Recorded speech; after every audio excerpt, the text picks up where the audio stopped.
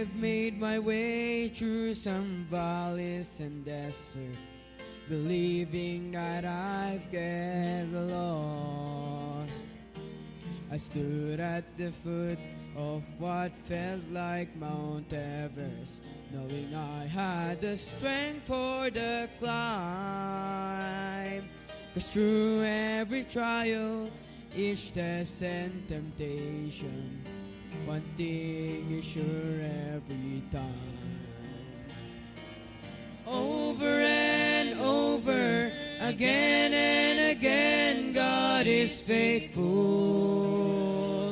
Over and over, again and again, through it all, He's made me able to stand and survive, to come through alive, and it sure looked like I couldn't win.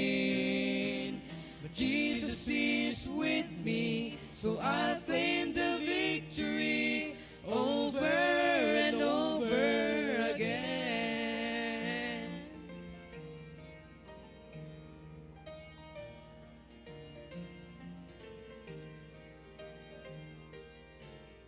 Ask me why, I have no hesitation. God does what He says He will do.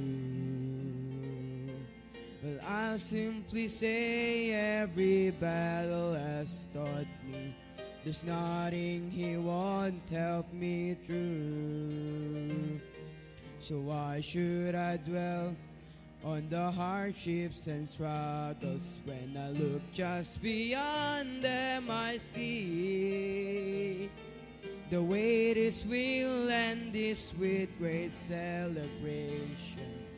Deep in my heart I believe, over and over, again and again, God is faithful. Over and over, again and again, through it all, He's made me able to stand and survive, to come through alive, and it sure looked like I couldn't win. But Jesus is with me, so I'll claim the victory over and over again. Over and over, again and again, God is faithful. Over and over, again and again, through it all, He's made me able to stand and survive, to come through alive, when it sure looked like I couldn't win. Jesus is with me, so I'll claim the victory over and over again. Jesus is with me, so I'll claim the victory over and over, over and over, over and over again.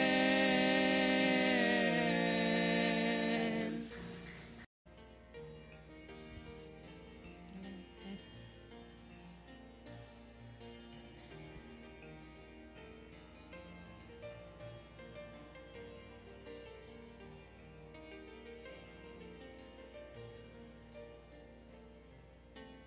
It is hard to understand God's purpose in our lives. It is hard to obey the perfect will of God. But all we need to do is to trust Him with all our heart, because God is faithful every time. God is faithful every time. He will never leave you. God is faithful every time. He will now protect you. Oh,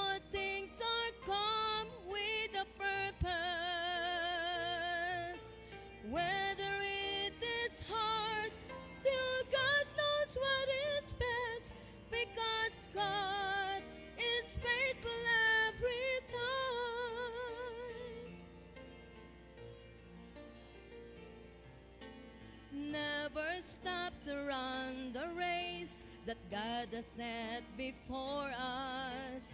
Do your best to reach your goal, and God will take the rest. Lay aside your burden at His feet, because God is faithful every time. God is faithful every time. He will never leave you. God is faithful every time. He will now protect you. All things are come with a purpose. Whether it is hard, still God knows what is best, because God is faithful every time. Whether it is hard, still God knows what is best, because God is faithful every time. God is faithful every time.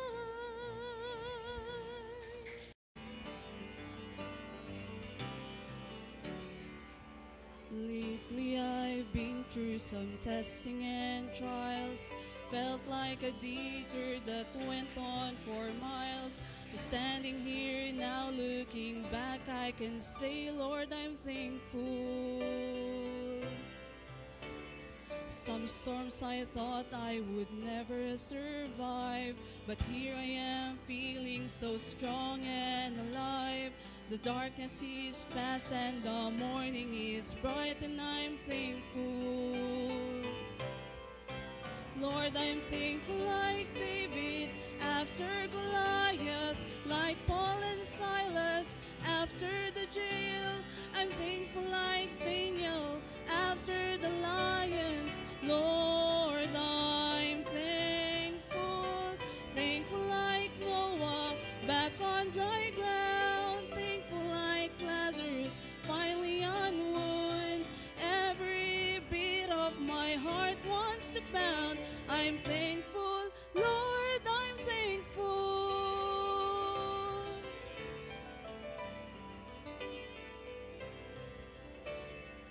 I battled giants of failure and fear, shadows of doubt where my hope was unclear.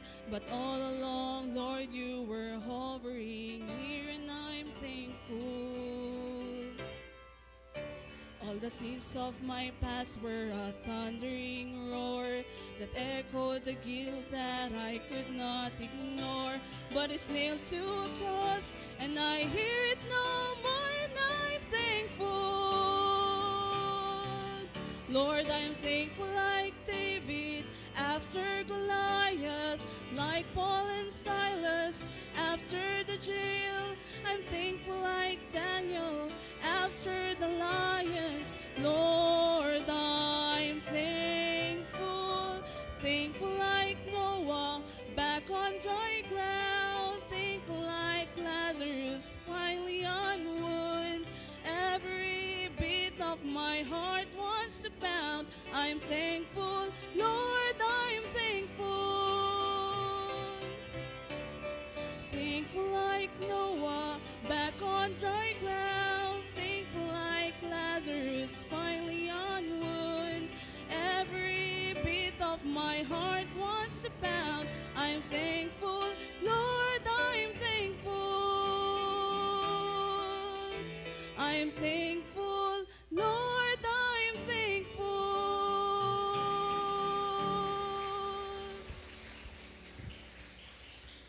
Amen. All right. Good songs we heard. Amen.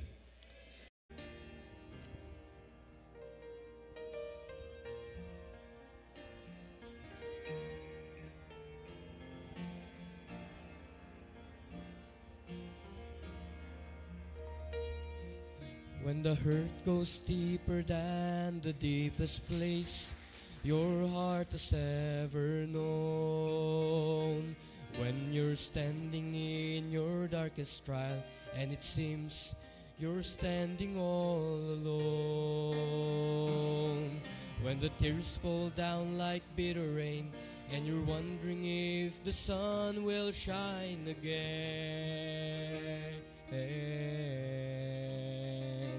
In the midst of disappointment, look around, you'll find a faithful friend. He's walked through my darkest valley, shining light upon the lily by the way. He has picked me up and held me when I thought I could not face another day. And when my heart had stopped its singing and my mind was simply searching for an end, I can tell you by experience, I found a faithful friend. Jesus is a friend that sticks closer than any brother ever can. When the ones that you have trusted proven true, on Him you can depend.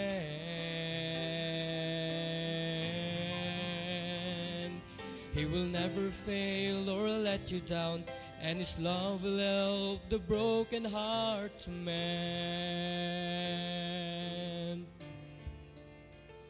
So pick up the broken pieces and turn around, you'll find a faithful friend. He's walked through my darkest valley, shining light upon the lily by the way. He has picked me up and held me when I thought I could not face another day.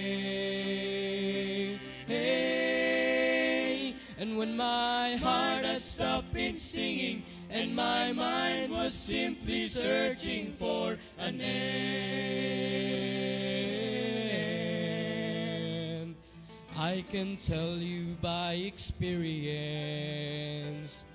I found a faithful friend.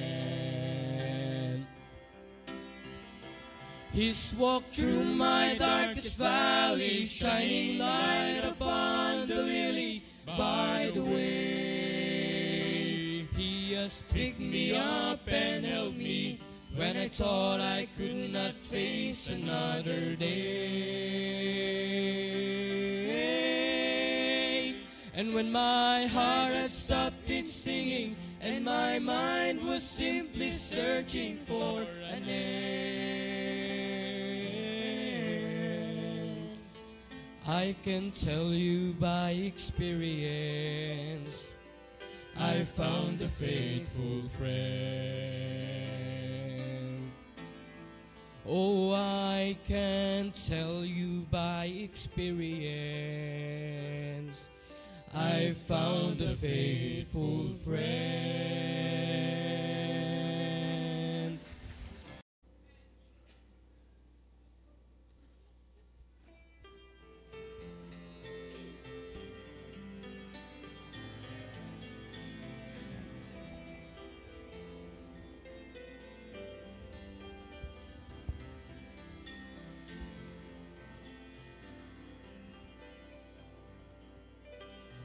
Bleeding from the crown of thorns He wore.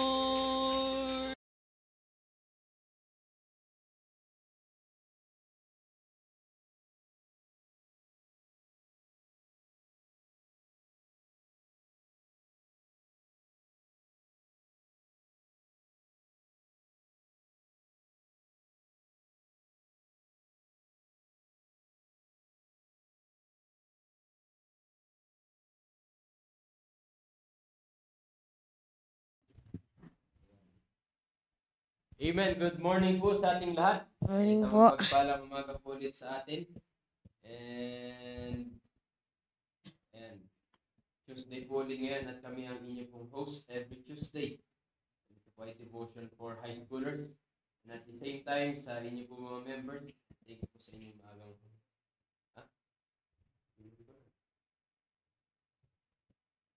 Good morning po sa inyong lahat at muli nandito po kami para sa ating devotion. Every Tuesday kami po ang inyong mga host. And high schoolers devotion po ito, pero ito ay para sa lahat po ng mga members natin. And kaya good morning po sa lahat ng mga members. Ayan, at bago po kami magsimula, gusto lamang po namin kayong batiin muna lahat po ng mga nandyan po sa ating live. Ayan, sa umaga pong ito. And, okay, sige, batiin mo nga pong sino yung mga nandyan kasama natin. Diyan po si Ma'am Emilia, good morning po. Kay Ma'am Gina Manzano, good morning po. Good morning, ma'am. Kay Ma'am Julian Bulyago, good morning po. Good morning po. Kay Ma'am Raquel, good morning po. Kay Ma'am Joyce, good morning po. Kay Sir Bore, good morning po. Kay Sir, tsaka kay Sir Gilbert. Good morning, po. Sir Gilbert. Kay Ma'am Rolyn Sanet, good morning po. Lapit mo yung mic mo. Good morning po. Pati po kay Ma'am Sir Amado. Good morning po. Si Ma'am Grace. Yeah, Ma'am Grace, good morning po. Kay Kitty, good morning po. Good morning, Sister Kitly. Kay Ma'am Teresa Rivera, good morning po. Ma'am Teresa. Yan. Good morning po dyan sa Philippines. Nasa ibang bansa ata si nanay. Si John Emmanuel. Yan. High school lang ba ito si John Emmanuel, Sir Mark? Oh, si Kitly, si Eman. Ito ba mga high school? Zia, good morning po. Ma'am Beth. Ma'am Beth. Ay, hindi pala high schooler si Ma'am Beth. Good morning, Ma'am Beth. Pati po kay Ma'am Mayra, good morning po. Yan lang ba, Sir Mark? Ilan ang viewers natin this morning? 10 viewers yan. Good morning po sa inyo, aming 10 viewers. And of course, nandito rin yung mga kasama namin na live audience. Yan, na mga high schoolers dito. And sa Sunday, para sa kaalaman po ng lahat, yan. And alam na po nating lahat na it is our first Sunday of our anniversary. Okay, it is our first Sunday ng anniversary. Kaya nga, yung mga pinag-usapan po natin about soul winning and discipleship, alam nyo, napakagandang preparation na po yan para sa atin for our upcoming event, yung pinakaantay natin na okasyon, which is the anniversary and revival. Ano? Kaya nga pag-usapan po natin sa umagang ito ay hindi pa rin po tayo lalayo about soul winning and discipleship. Pag sinabi nating anniversary, the term anniversary is applied to a day on which some remarkable event is annually celebrated. Okay? Ang isang anniversary, ito ay taon-taon na sineselebrate. Kaya para sa kaalaman po ninyo, itong ating anniversary na ito is our 26th year anniversary. Okay? Kaya kayo po mga viewers natin, o kayo mga live audience namin na nandirito, o alalahanin nyo anong taon kayo napunta sa church or pang ilang anniversary kayo na nakarating sa church. O bilangin ninyo, pang 26 year na ngayon, o ilang taon ka na dito sa simbahan. Di ba? Alam nyo, napakaganda yun na ma-refresh ninyo o ilang years ka na dito sa church. Meron ka na 5 years. O di ba? Magpasalamat tayo sa Panginoon that for 5 years ay nasa simbahan ka pa rin ng Panginoon. O nasa simbahan ka pa rin. And same as sa mga 10 years or 15 years, 20 years or sa pasimula pa lamang ng ating simbahan ay nandirito na po kayo.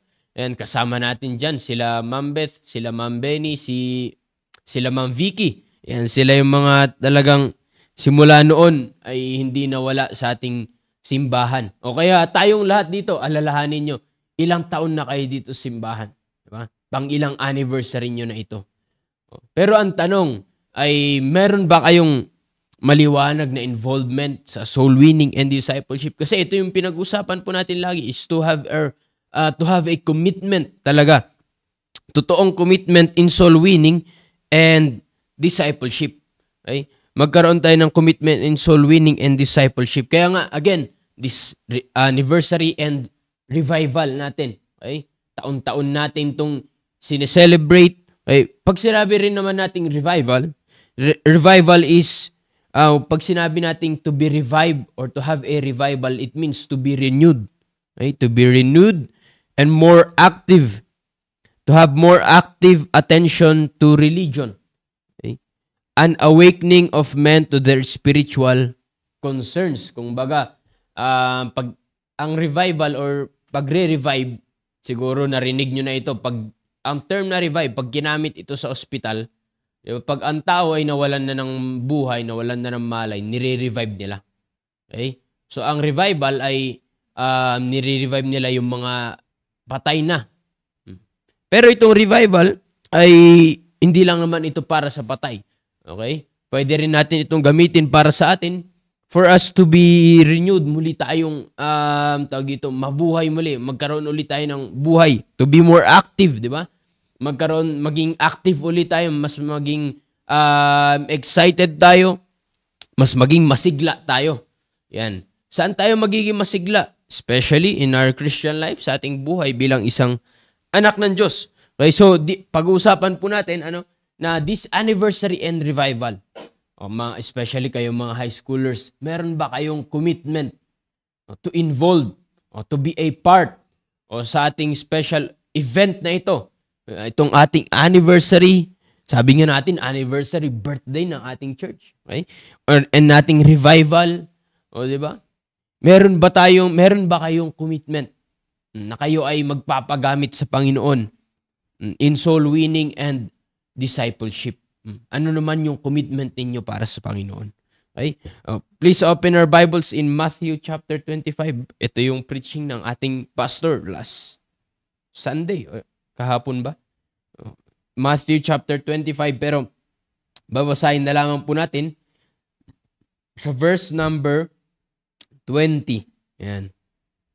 Verse number 20. And hanggang verse number 25. Ay, 21 na lang. And 20 hanggang verse number 21. Ayan. Sabi po ng Bible dito, and so, he that had received 5 talents came and brought other 5 talents, saying, Lord, thou deliverest unto me 5 talents. Behold, I have gained beside them 5 talents more. Verse number 21, his Lord said unto him, well done, thou good and faithful servant. Thou hast been faithful over a few things. I will make thee ruler over many things. Enter thou into the joy of thy Lord. Kasi, in-explain nga na ating pastor, merong 3 servants dito. Yung isa na nabigyan ng 5 talents, he gained more 5 talents. So, ginamit niya. Ano po yung 5 talents? Trinade niya. Ay, Saturday ata to yung preaching ni pastor. Ha? Sunday? Ay, oo, no, umaga pala. In verse number 22, ito naman yung servant na binigyan ng Diyos ay ng kanyang master ng 2 talents. And anong ginawa ng servant na ito? Sabi ng Bible, he also that had received 2 talents came and said, Lord, thou deliverest unto me 2 talents. Behold, I have gained other 2 talents beside them. So, ginamit niya rin. Okay, trinade niya, and then he gained other 2 talents. And in verse number 23, itong isang servant naman na ito na binigyan ng talent ng master, ano ang ginawa niya? Ang sabi ng Bible, 24, then he which had received the 1 talent came and said, Lord, I knew thee that thou art an hard man, reaping where thou hast not sown, and gathering where thou hast not strawed. Verse 25, and I was afraid, and went and hid thy talent in the earth. Lo, there thou hast, that is thine. So, ibig sabihin, hindi niya ginamit yung binigay sa kanya na talent ng kanyang master. Ibinalik niya lang. Ano ang sabi ng kanyang Lord, ng kanyang master? Verse 26, his Lord answered and said unto him, Thou wicked and slothful servant, thou knewest that I reap where I sowed not, and gather where I have not strawed. Thou oughtest therefore to have put my money to exchangers, and then at my coming I should have received my own with usury.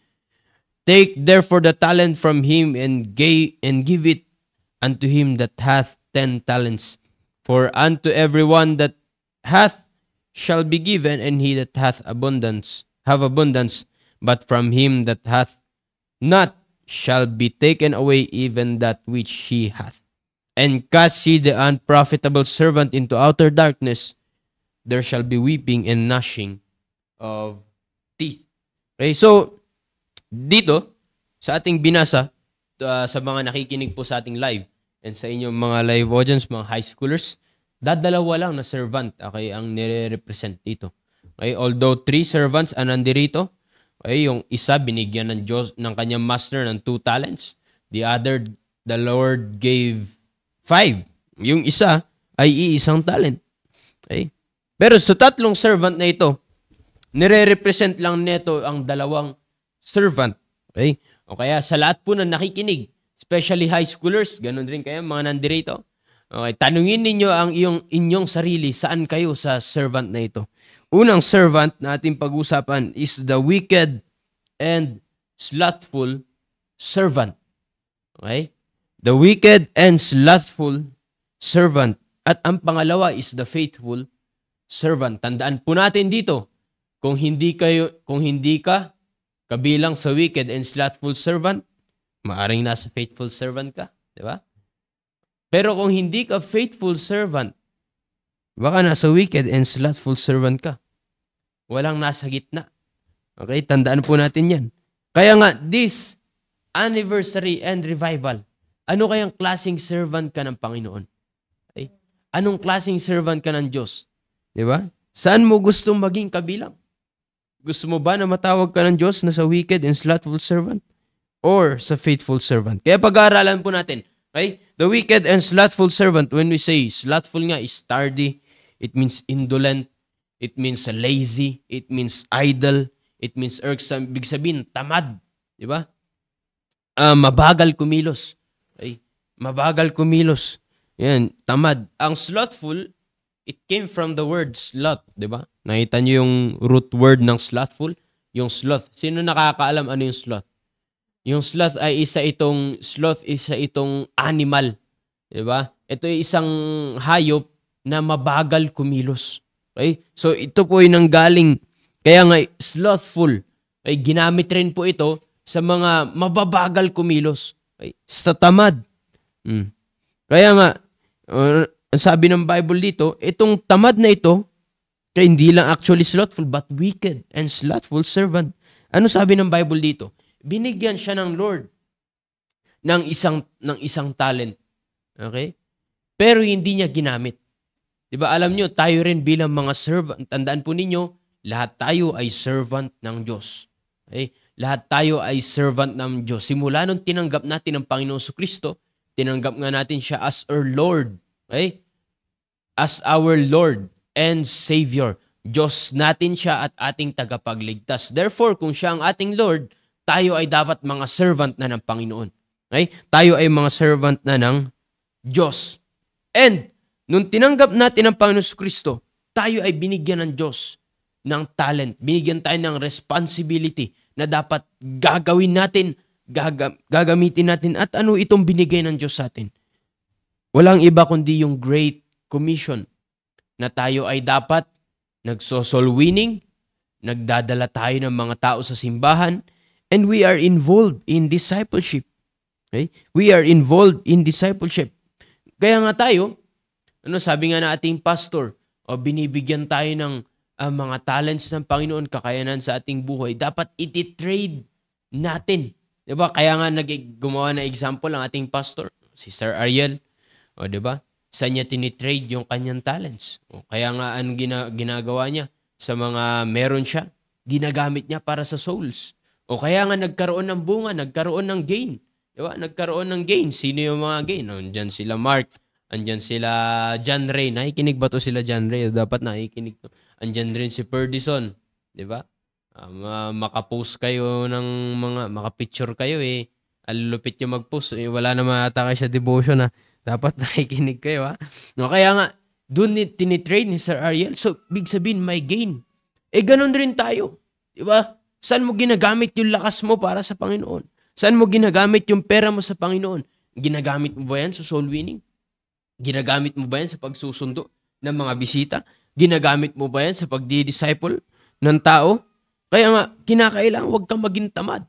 Don't be like this wicked and slothful servant. Ano sabi ng Bible?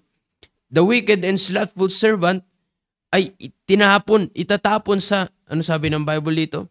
In outer darkness, where there shall be weeping and gnashing of teeth. Kaya tandaan po ninyo, members, high schoolers, ang pagiging tamad, ang pagiging hindi mapagkakatiwalaan, ay ito po'y ugali lamang ng para sa mga hindi ligtas. Okay? Kaya nga, pag totoong tinanggap mo ng Panginoon sa Kristo, you must not be like this servant na wicked and slothful. Diba? Wicked and slothful. The word wicked, yan lamang yung mga taong walang Diyos. Taong walang Diyos, taong walang Kristo. Kaya nga ang pagiging tamad ay hindi yan para sa Diyos. Hindi yan para sa Diyos. Babasahin natin ang Proverbs. In-explain dyan or dinescribe dyan ni King Solomon yung slothful. Yung slothful. Please open our Bibles in Proverbs chapter 12 in verse number 24. And in verse number 27, sabi ng Bible, the hand of the diligent shall bear rule, but the slothful shall be under tribute. Ay laging nasa baba yung slothful. Hindi yan pinagpapala ng Diyos. The slothful man roasteth not that which he took in hunting, but the substance of the diligent man is precious. Proverbs chapter 15 verse number 19, sabi ng Bible, the way of the slothful man is as an hedge of thorns. Diba? Ang sabi ng Bible, yung daan, mga kaparaanan ng isang tamad na tao ay parang daan na punong-puno ng tinik. But the way of the righteous is made plain. Proverbs chapter 18 in verse number 9, sabi ng Bible, he also that is slothful in his work is a brother to him that is a great waster. Kaya ang isang tamad, ang isang mabagal na kumilos, ang sabi ng Bible, ito ay ito ay matinding nagsasayang. Ano sinasayang mo? Yung lakas mo. Sinasayang mo yung oras mo. Di ba? Paano siya nagsasayang? Ang tamad, di ba? Wala namang ginagawa yung tamad. O nakahiga lang. Paano mo nasabing nagsasayang? Ano sabi ng Bible in chapter 19, in verse number 15, slothfulness casteth into a deep sleep, and an idle soul shall suffer hunger. Kaya alam niyo po, ano sabi ng Bible? Slothfulness casteth into a deep sleep. Ang isang taong tamad ay mahal na mahal niya ang pagtulog. Di ba? Mahal na mahal niya ang pagtulog. Kaya nga pag ginising mo ang isang tamad, nakailang gising ka na, paikot-ikot pa rin yan sa higaan niya. And an idle soul shall suffer hunger. At dahil tamad ang isang taong tamad, ano sabi ng Bible? He shall suffer hunger. Magugutom siya. Magugutom ang isang taong tamad. And in verse number 24, a slothful man hideth his hand in his bosom and will not so much as bring it to his mouth again. Di pagsubo ng pagkain niya, tinatamad siya. Di ba? Kaya ganyan po ang isang tamad. Kaya nga ano sabi ng Bible? Love not sleep, lest thou come to poverty. Huwag mong mahalin ang pagtulog. Dahil ikaw ay maghihirap. Di ba? Kaya makita ninyo, Saturday, imbis na sumasama sa soul winning, alas 8 na, tulog pa. Di ba? Yan po ay ugali ng isang taong tamad at hindi yan nababagay sa isang nagsasabi na tumanggap sa Panginoon Kristo. Because servant ka na ng Diyos, kinakailangan masipag ka. Kinakailangan mapagkakatiwalaan tayo na ng Diyos. Diba? Mapagkakatiwalaan ka na ng Diyos. Kaya nga, ang isang taong tamad, mahal na mahal niya ang pagtulog. Diba? Imbis na nakakasama sa soul winning, Saturday again, wala, alas 8 tulog pa. And Sunday, diba, alas 6, tulog pa imbis na nag-i-involve ka sa pagsusundo.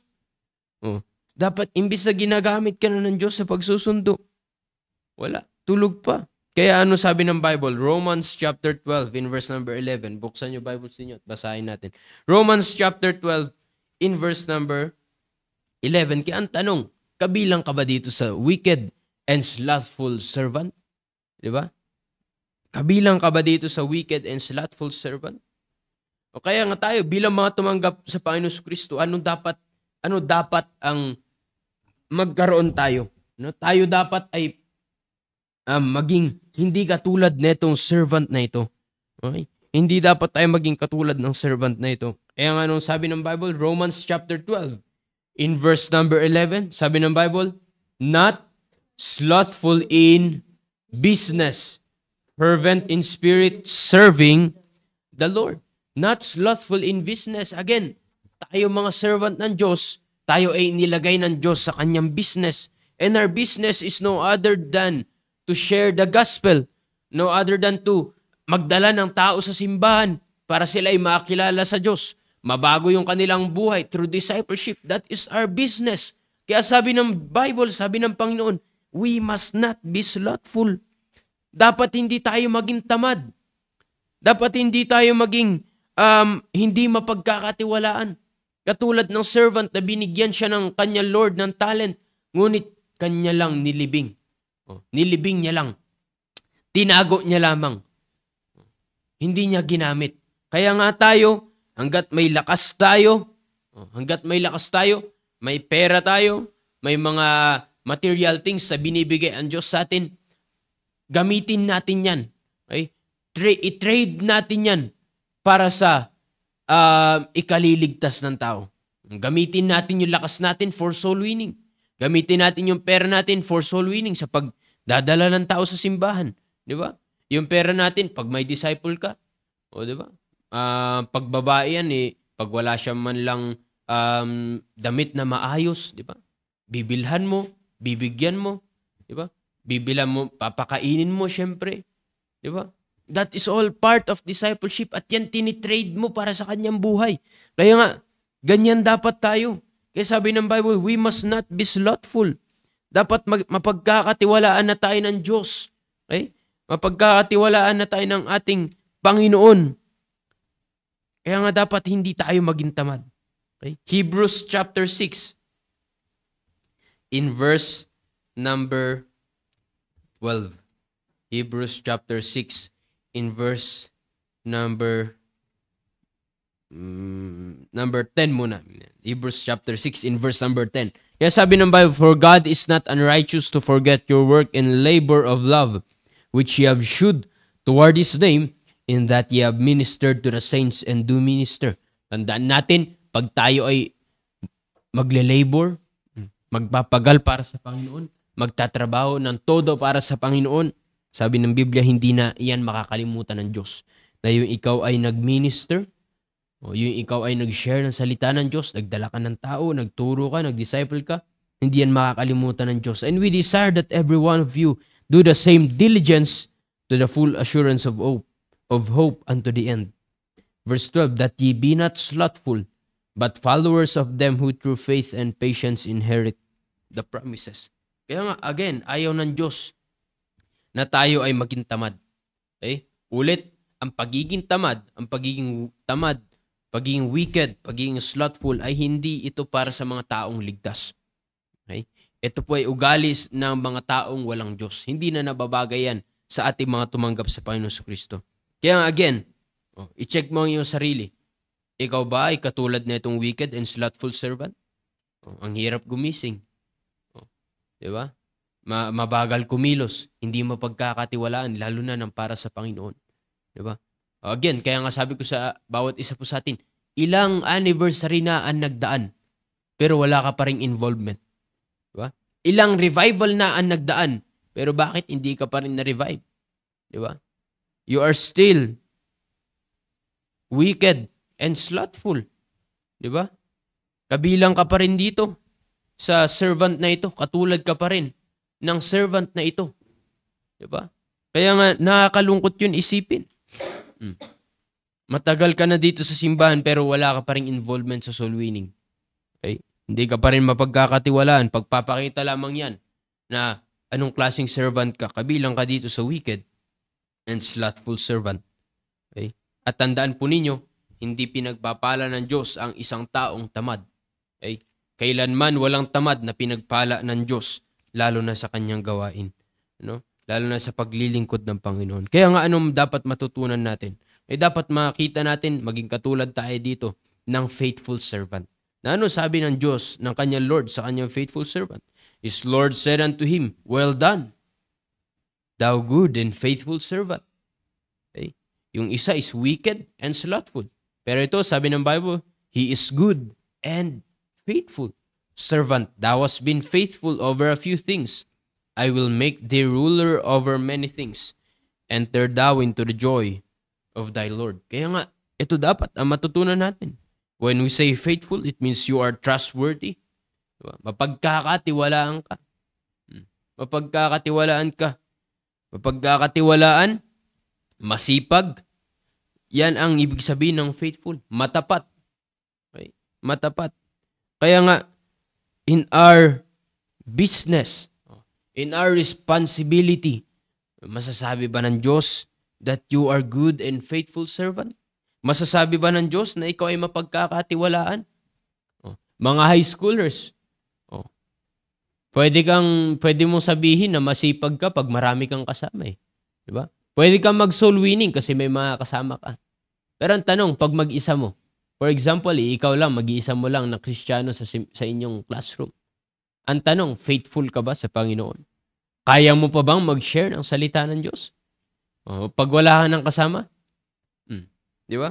Kaya nga, kinakailangan, ito po yung makuha natin na pag-uugali. To be faithful unto God. To be faithful sa paglilingkod sa Diyos. Hindi katulad ng tamad. Kaya nga, alam niyo po ba, maraming nagsasabi na ako, matagal na ako sa simbahan. Pero ano sabi ng Bible? Proverbs chapter 20, verse number 6. Most men will proclaim everyone his own goodness, but a faithful man who can find. Diba? Matagal ka nga. Matagal ka na nga dito sa simbahan. But the question, are you faithful? Diba? Are you a faithful servant of God? Diba? Nasaan ang iyong involvement sa soul winning? Diba? Nasaan ang involvement mo sa pagdadala ng first-time visitors every Sunday na makakakilala sa Diyos? Nasaan yung involvement mo sa discipleship? Di ba? Kaya nga, again, high schoolers, ilang anniversary na nagdaan, ilang revival na nagdaan. Di ba? Pero minsan active ng anniversary, active na revival, pero pagtapos nun, wala na naman. Di ba? Hindi yan yung ugali ng faithful. At hindi yan yung gusto ng Diyos na mangyari sa atin. Anong sabi ng Bible? Matthew 24, verse number 45. Who then is a faithful and wise servant, whom his Lord hath made ruler over his household, to give them meat in due season. So, kaya nga, ang mapagkakatiwalaan na tao, ang masipag na tao, ay mapagkakatiwalaan yan. Okay? Mapagkakatiwalaan yan ng Diyos. Di ba? Mapagkakatiwalaan yan ng Diyos. Kaya nga, the question again, kabilang ka ba dito sa faithful servant na ito? Mapagkakatiwalaan ka ba? Di ba? Nandun ba yung excitement mo pagdating sa soul winning? Nandun ba yung excitement mo sa tuwing ikaw ay magsusundo ng mga bisita?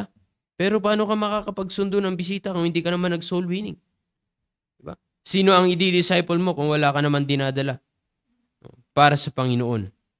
Wala kang dinadala para sa Diyos. Diba? Kaya nga, be faithful. Be trustworthy. Para sa Panginoon, kinakailangan ginagamit na tayo ng Diyos in soul winning and in discipleship. Kaya nga, alam nyo ba, pag ikaw ay masipag, pagkakatiwalaan ka ng Diyos ng kaluluwa. Pero bakit wala kang nadi-disciple, wala kang nadadala na bisita? Kasi nga hindi ka pa nakikita ng Diyos na mapagkakatiwalaan ka. Kaya nga, ngayong anniversary and revival, ipanalangin mo sa Panginoon. Sabihin natin sa Panginoon, mga high schoolers, Panginoon, tulungan niyo ako na maging masipag. Gamitin niyo po ako sa soul winning, pagdadala ng bisita. And madi-disciple. Okay? At naniniwala ako na kung yan ang desire mo sa iyong puso, at magsisipag ka talaga, pagkakatiwalaan ka ng Diyos. Okay? Hindi ka mapagkakatiwalaan ng Diyos sa 5 disciples kung sa isa lamang ay hindi ka mapagkakatiwalaan ng Panginoon. Kaya nga kinakailangan, pakita natin sa Diyos na tayo ay mapagkakatiwalaan niya. Ipakita natin sa Diyos na tayo ay masipag. Sabi ng Luke 16 in verse number 10, He that is faithful in that which is least, is faithful also in much. Sabi ng Diyos, sino man ang tapat, sino man ang masipag, sino man ang mapagkakatiwalaan sa maliit na bagay, ay mapagkakatiwalaan sa malaki na bagay. And he that is unjust in the least, is unjust also in much. Ngunit ay hindi mapagkakatiwalaan sa maliit na bagay, ay hindi mapagkakatiwalaan sa malaki na bagay. Kaya nga, again, saan ka kabilang na servant dito? Ikaw ba ay kasama sa wicked and slothful servant? Or nasa good and faithful servant ka? Di ba? Again, kung totoo mong tinanggap ang Panginoon Kristo, hindi na nababagay sa atin to be a wicked and slothful servant. Hindi na nababagay sa iyo na kapag Saturday, hindi ka pa involved sa soul winning. Natutulog ka pa, 8:00 na. O Sunday, di ba? Wala ka man lang involvement sa pagsusundo. Hindi na nababagay sa atin yon bilang mga tumanggap sa Panginoon Kristo. Ang dapat goal natin, ang dapat maging kagustuhan na rin natin, desire natin is to be a good and faithful servant of God. Diba? Habang malakas ka pa, high schooler, habang binibigyan ka pa ng Diyos ng kalakasan, gamitin mo ang iyong kalakasan para sa Panginoon. May pinagkakatiwalaan ka, may pera ka, gamitin mo yan para sa Panginoon. Ano sabi ng Bible? 1 Corinthians chapter 4 in verse number 2. Moreover, it is required in stewards that a man be found faithful. Lahat tayo ay katiwala lamang ng Diyos. Sa buhay natin, tayo lamang ay katiwala ng Diyos sa ating buhay. Ang Diyos ang may-ari ng ating buhay. Kaya nga, kanino mo gagamitin yung buhay mo? Bilang servant ng Diyos. Anong klaseng servant ka na gusto mo mangyari? Kung hindi ka magsisipag, you will not be a good and faithful servant. Magiging wicked and slothful servant ka. At sabi nga ng Bible, hindi ka mapagkakatiwalaan. Sayang lamang yung buhay na ipinagkatiwala ng Diyos sa'yo. Sayang lamang yung oras, di ba? Yung pera na binibigay sa'yo ng Diyos. Ipinagkakatiwala sa'yo ng Diyos. Hindi mo ginagamit para sa Panginoon. Hindi mo ginagamit for souls. Di ba? Hindi mo ginagamit for souls. Katiwala lamang tayo ng Diyos. Kaya nga sa buhay na ito, binigay sa iyo ng Diyos. Hanggat may kalakasan ka pa, gamitin mo para sa Panginoon. Gamitin mo para sa Panginoon. We are God's stewards. That's why we have to be faithful. It is required for us to be faithful. Ano ibig sabihin na required? Nararapat. Kailangan na ikaw ay maging faithful. Alam nyo ba, pag ikaw ay tamad, again, hindi ka pagpapalain ng Diyos. Ngunit, if you are faithful, ano sabi ng Bible? Proverbs chapter 28 in verse number 20. Proverbs chapter 28 in verse number 20. Kaya nga sa nalalapit na anniversary and revival, anong klaseng servant ka again na gusto mo? To be a wicked and slothful? Ilang anniversary na nagdaan, ngunit wala pa rin pagbabago sa iyong buhay. Diba? Tamad pa rin tayo sa paglilingkod sa Panginoon. Bakit? Wala ka pa rin involvement sa soul winning. Diba? Oo, masipag ka sa iyong school. Masipag ka sa iyong pag-aaral. Masipag ka sa iyong work. But the question, masipag ka ba para sa Panginoon? Ano sabi ng Bible? Pag ikaw ay masipag sa ibang bagay, ngunit hindi ka masipag sa Diyos, hindi ka totoong masipag. But if you are faithful, para sa Panginoon? Ano sabi ng Bible? Proverbs chapter 28 in verse number 20. Sabi ng Bible, a faithful man shall abound with blessings. Okay? But he that maketh haste to be rich shall not be innocent. Kaya nga, a faithful man, sino man ang masipag, mapagkakatiwalaan, ano sabi ng Diyos? Shall abound. Sa Tagalog ng abound ay mag-uumapaw. Diba? Aapaw. Kaya nga tayo, if you will be faithful, o high schooler, if you will be faithful in soul winning, gagawa ka ng decision na this anniversary, gusto ko ay marami akong ma-soul winning para marami akong ma-invite. At least meron akong 5 na first-time visitors. O magiging part ako sa 1,000 first-time visitors. Magdadala ako ng 5 to 10 na first-time visitors. Okay? Alam niyo, at pag yan ay ginawa mo, ano sabi ng Bible? You shall abound with blessings. Mapupuno ka ng pagpapala ng Diyos. Mag-uumapaw ang pagpapala ng Diyos. O anong gusto mo, high schooler? Anong gusto po natin, members? Mapuno ka na magkaroon ka ng buhay na punong-puno ng problema? O yung buhay na punong-puno ng blessings? Diba? Lahat tayo gusto natin punong-puno ng blessings sa ating buhay. Ngunit ang ayaw natin ay yung maging faithful tayo sa Panginoon. Diba? Gusto natin ng pagpapala pero ayaw natin na maging masipag sa Diyos. Kaya nga, mga high schoolers, bakit ang buhay mo high schooler ka pa lang, punong-puno ka na ng sakit ng ulo. Stress na stress ka na sa pag-aaral mo. Diba? Punong-puno ka na ng problema sa iyong buhay. Diba? I-check mo ang iyong sarili. Are you faithful sa Panginoon? Kasi nga, again, masipag ka sa iyong pag-aaral. Masipag ka sa kung ano-anong bagay. But if you are not faithful to God, God will not bless you. Hindi ka kailanman pagpapalain ng Diyos. Diba? Masipag ka sa ibang bagay, pero bakit punong-puno ka ng problema? The question is, masipag ka ba sa Diyos? Dahil kung masipag ka sa Diyos, ang pangako ng Panginoon, you will abound with blessings. Pagpapalain ka ng Diyos. Kaya nga again, to all high schoolers, ganun rin po sa lahat po ng nakikinig sa ating live, we have our anniversary and our revival. Anong klaseng servant ka kaya ng Diyos? Diba? Kabilang po ba kayo? Kabilang ba tayo sa wicked and slothful servant? Na walang involvement man lang? Diba? Sa soul winning? Sa discipleship?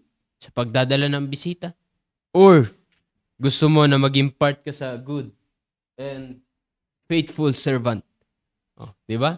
Kaya nga tatanungin natin, marinig niyo po mga live, mga nanonood sa live. Ano yung commitment ng mga live audience natin dito? Na for our anniversary and revival. Diba? Anong commitment dapat natin? Ang commitment ko ay this anniversary ay at least magkaroon ako ng 10 na first time visitors. At magagawa ko yan sa pamamagitan ng pag-invite sa aking mga classmates, pag-invite sa mga schoolmates ko, pag-invite sa aking area. At ipagpipray ko na sila ay makarating. Di ba? So, be a part of our anniversary and our revival. Be a good and faithful servant of God. Di ba? Ulit, ilang anniversary na nagdaan pero wala kang involvement. Pagpapakita lamang yan that you are a slothful servant of God. Bakit ayaw mong sabihin sa Diyos na this anniversary, magkakaroon ka na ng involvement para sa Panginoon. Sasabihin mo sa Diyos, Panginoon, tulungan niyo po ako na magkaroon ako ng mga madadalang first-time visitors. This anniversary, this revival, mag-involve po ako. Tutulong ako. At hindi lang ngayong anniversary and revival. Kung ngayong anniversary and revival magagawa mo sa buong buhay natin bilang isang Kristiyano, kaya mong gawin yan. Okay? Just gumawa ka ng decision to be used by God, na maging ikaw to be good and faithful servant. Okay? Kaya nga, sa lahat po na nakikinig, sa linggo, first Sunday na po ng ating revival, we have our goal na 1,000 first-time visitors. Kaya nga, paano natin marireach yan? Hindi yan kaya ng isang tao. Hindi yan kaya ng 5 tao. No? Hindi lang yan kaya ng isang group. Kaya nga, tayo po ay pinagsama-sama ng Diyos. Kung saang grupo ka man, nilagay ng Panginoon. At nilagay ka ng Diyos sa isang area. Bakit anong dapat magkaroon ka ng commitment para sa Panginoon? Dapat magkaroon ka ng commitment. Anong klaseng commitment? That you will be a good and faithful servant of God. Na ikaw ay magi-involve for our anniversary and revival. Tutulong ka na ma-reach ng church yung 1,000 na first-time visitors. Okay? Kalimutan mo na yung mga nagdaan na anniversary na kahit isa man lang, wala ka man lang nadalang bisita. Why? Kasi hindi ka man lang nagpagamit sa Panginoon. Hindi ka man lang nag-effort na mag-invite, na mag-soul winning. O kaya nga this first Sunday ng anniversary, dapat meron tayong kanya-kanyang goals na mga madadala natin na bisita na maging part tayo to reach that 1,000 first-time visitors. Okay? O kaya nga, kayong mga high schoolers na nandito, same as na mga high schoolers na nakikinig sa live, ano yung commitment ninyo sa Panginoon? Di ba? Ilan yung commitment ninyo sa Diyos na dadalhin nyo na first-time visitors? Sabi nga nating pastor, hindi mo alam yun, nadala mo na bisita na yan. O diyan pala magsisimula yung buhay niya na magbabago. Hindi mo alam, sa susunod na anniversary, kasama mo na siya na magdadala ng bisita. O di ba, hindi ba masaya yun? O kaysa naman yung sasabihin mo ay sila lang magsulwinig, sila lang magsundo, sila lang mag-invite yan. O di ba? Ano sabi ng Bible?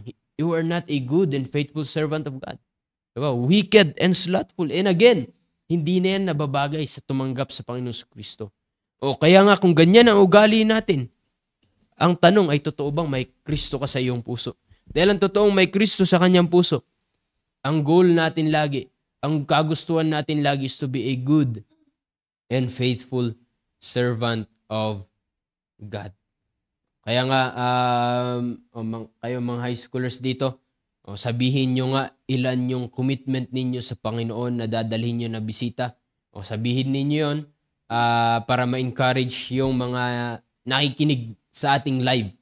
O sabihin ninyo, for example, si Pong sa kanyang school, o ilan yung dadalhin niya na bisita. Ang commitment niya sa Panginoon ay at least magkaroon siya na 10 na first-time visitors. O anong gagawin niya? Kinakailangan mag-soul winning siya simula ngayon hanggang sa Friday ay at least meron siyang 10 na na-invite.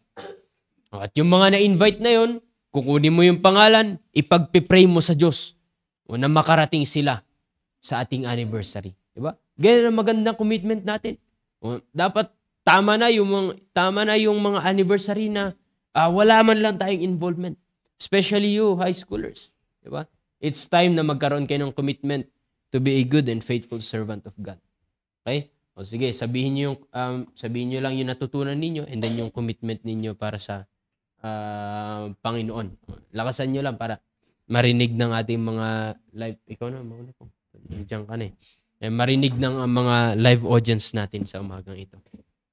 Ang commitment ko po ay dapat po madala ko po lahat ng aking mga classes dito po sa anniversary natin at makapag-soul winning po ng mga madadala po sa area. Yun lang po.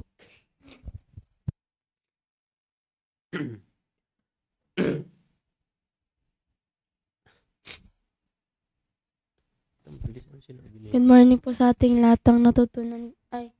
Ang commitment ko po ay, Sige, sabihin nyo muna yung natutunan. ang natutunan ko po ay ipakita natin sa Diyos na tayo ay mapagkakatiwalaan at ang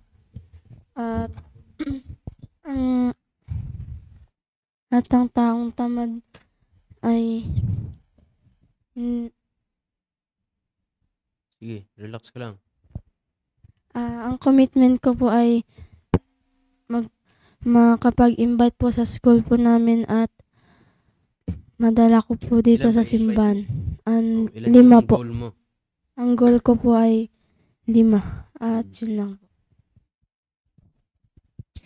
Magandang umaga po sa ating lahat. Ang natutunan ko po is dapat gamitin natin yung lakas natin sa Panginoon at dapat maging faithful servant po tayo. And ang commitment ko po is makapagdala po ng bisita. Madala ko po yung kaklase ko sa school. Good morning po sa ating lahat. Yung natutunan ko po is pag isa ka ng Kristiyano, dapat may involvement ka sa pagsasoul winning and dapat maging faithful servant ka ng Diyos. At yung commitment ko po is makapagdala po ng 5 visitor po, yun lang po. Natutunan ko naman po ay Hindi nakikita, Joy. Harap ka dun sa amin. natutunan ko po ay kung matagal na tayo sa simbahan, dapat hindi na tayo tatamanin at kung Hindi ka nakikita.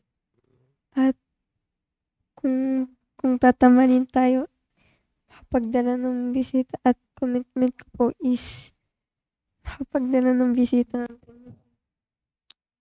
Hindi ko pa tapos nagsasalita. Nilalayo mo na yung mic. Good morning po. Yung natutunan ko po ngayong umaga ay dapat po ang pagiging tamad po ay dapat hindi po para sa mga saved people kundi para sa mga unsaved people lamang. At kapag servant na po tayo ng Panginoon, dapat po na pagkakatiwalaan na po tayo ng Diyos at we must not be slothful gaya ng slothful servant. At if you are faithful in God's ministry, you will abound with blessing. You will abound with blessing. Pero kapag hindi po tayo faithful, hindi po tayo i-bless ng Panginoon. At dapat po wag po tayo maging tamad sa pagsosoul winning. At yung commitment ko naman po sa revival and anniversary ay makapagdala po ako ng 8 first time visitors. 4 po sa revival at saka 4 po sa anniversary nilang po. Morning po sa ating lahat. Ang natutunan ko po ay dapat po gamitin po natin ang ating lakas sa soul winning po at sa Panginoon at dapat po mapagkakatiwalaan po tayo ng Diyos sa kanyang gawain at dapat po maging faithful po tayo. At kapag masipag po tayo sa gawain ng Panginoon, tayo po bibigyan po tayo ng nagumampaw po na pagpapala at dapat po maging good and faithful servant po tayo. Kaya po ang commitment ko po ay makadala po ako ng 10 bisita at madala ko po ang buong klase. At yung mga nasharean ko po ay masama ko po dito sa church at yun lang po. Amen, amen. So, ganun rin po kayong mga nandyan, nakikinig sa live. I'm hoping na meron tayong mga commitments for our anniversary. Again, be a part, maging part po kayo sa 1,000 na goal ng ating church na first time visitors. Okay? Again, this anniversary and revival, pansinin po ninyo. Bakit pagtapos ng anniversary, pagtapos ng revival, may maraming umaalis? Diba? Hindi lang sa full-time, kundi sa mga merong ministry. Bakit after na revival, bakit after na anniversary, umaalis sila? Kasi wala silang commitment sa Panginoon. Hindi sila nagkaroon ng commitment para sa Panginoon. Kaya nga, again, mga high schoolers, ganun din po sa inyo, nakikinig sa live. Again, magkaroon po kayo ng commitment. Okay? Magkaroon tayo ng commitment na tayo ay magpapagamit sa Panginoon. Soul winning, o kung saan kayo naka-area, diba? Maging part kayo, maging mapagkakatiwalaan kayo ng mga area leaders ninyo. Dapat na pagkakatiwalaan na rin kayo na nagdadala kayo ng bisita. Hindi na kayo nagdadala ng bisita, kayo pa yung nagpapasaway sa inyong mga area or sa inyong mga group. Diba? Dapat mapagkakatiwalaan na kayo, and this Sunday, anniversary natin, dapat meron kayong mga bisita. Meron kayong mga dalang bisita upang ma-reach ng ating church yung goal natin. Okay? At sabi nga ng Bible, pag tayo ay naging mapagkakatiwalaan, naging masipag, pagpapalain tayo ng Diyos. Hindi lang basta pagpapalain, kundi mag-uumapaw tayo ng blessings. Pupunuin tayo ng Diyos ng blessings sa ating pong buhay. Ngunit kung hindi ka magsisipag, hindi ka rin pagpapalain ng Diyos. Okay? Hindi pagpapala ang matatanggap mo, curse ang matatanggap mo. Mapupuno ka rin naman ng problema. Kaya nga again, ni-encourage ko po ang bawat isa, especially you high schoolers. Ngayon may pasok kayo. Bakit hindi nyo simulan na mag-invite? Diba? Break time, meron kayong break. Kaysa naman nakikipaggarutan kayo, kung ano-anong pinagkwekentuhan. Mas maganda mag-share ka na lang. Mag-invite ka para sa Sunday. Sabihin nyo ay anniversary ng ating church. Ayan, tayo ay may goal na 1,000 first time visitors. Invite mo sila at sila ay makarating dito sa simbahan, makakilala sa Panginoon, mabaptize at hindi mo alam. O i-disciple mo. O again, sa susunod na anniversary, kasama mo pa rin. O, magiging kasama mo na rin na mag-i-invite. Diba? O, kaya nga, yung mga commitments ninyo yan na para sa Panginoon, ipag-pray ninyo at siguraduhin ninyo na tutuparin ninyo. Okay? So, again, maraming salamat po sa inyo pong pakikinig. And yung mga hindi namin nabati, gusto lamang po namin kayong batiin. Yan, salamat po sa inyong pakikinig. Yan, sa umaga pong ito. Sinong mga hindi natin nabati dyan po? Si Sir Ariel, nabati ba natin kanina? Sir Ariel, good morning, sir. Sabi niya, what we possess, we use for the glory of God. Yan. Kay Ma'am Sanet po, good morning po. Sino? Si Ma'am Heidi. Yan, Ma'am Heidi, good morning, ma'am. Si Ma'am Josie ba yun? Ma'am Josie, oh. Good morning po. Si Sir... Ma'am Virgie. Ma'am Virgie, good morning po. Good morning, ma'am. Si Ma'am Emilia. Bati ba kanina? Si Sir Nilo, good morning Sir Nilo. Po. Good morning, ma. Good morning, ma'am. Good morning, sir. Nabati na natin lahat. And so again, maraming salamat po sa inyo pong pakikinig. Again, please pray sa ating anniversary and revival. Hindi lang natin pag-pray, maging part po tayo. Okay? Mag-involve po tayo. Okay, sige po, tayo po ay magwakas sa panalangin. Let's pray. Dakilang Diyos, salamat po sa umagang ito. Salamat po sa natapos naming devotion. Salamat po, Panginoon, sa paggising niyo sa amin at sa kalakasan na ipinagkaloob po ninyo. Salamat po sa natapos namin na pakikinig ng inyo pong salita. Pagpalain niyo po ang buong maghapon, yung mga papasok sa school, mga papasok po sa kanila pong mga trabaho. Sa Sunday po, Panginoon, ay kami po ay mag-celebrate ng first Sunday ng aming pong anniversary. So please gamitin niyo po sila, especially itong mga high schoolers. Mag-impart po sila sa pagdadala ng mga bisita para ma-reach po ng church yung goal namin na 1,000 na first time visitors. Marami pong makakilala sa inyo, Panginoon. Marami pong mabaptize at marami pong ma-disciple po, Panginoon. Mabago po ang kanila pong buhay. Ulit, humihingi po kami, Panginoon, ng kapatawaran sa aming pagkukulang at pagkakasala po sa inyo. At ito po ang aming dalangin sa pangalan ni Jesus. Amen. Again, maraming salamat po sa inyo. Thank you po and God bless po sa inyong lahat.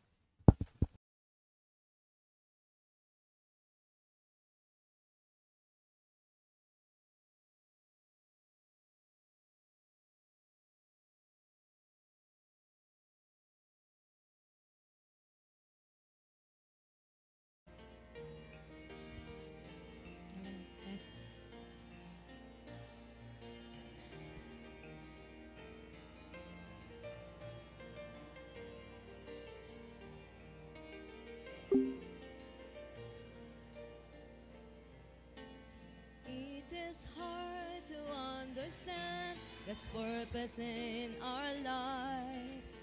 It is hard to obey the perfect will of God.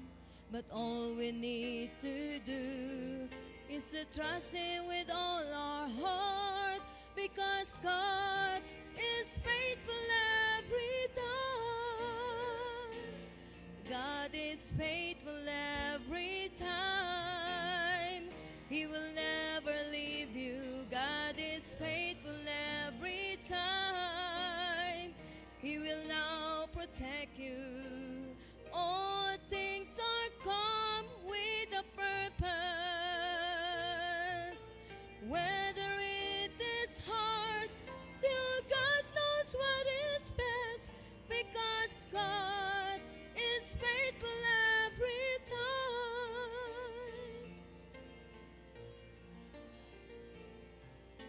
Never stop to run the race that God has set before us. Do your best to reach your goal, and God will take the rest. Lay aside your burden at His feet, because God is faithful every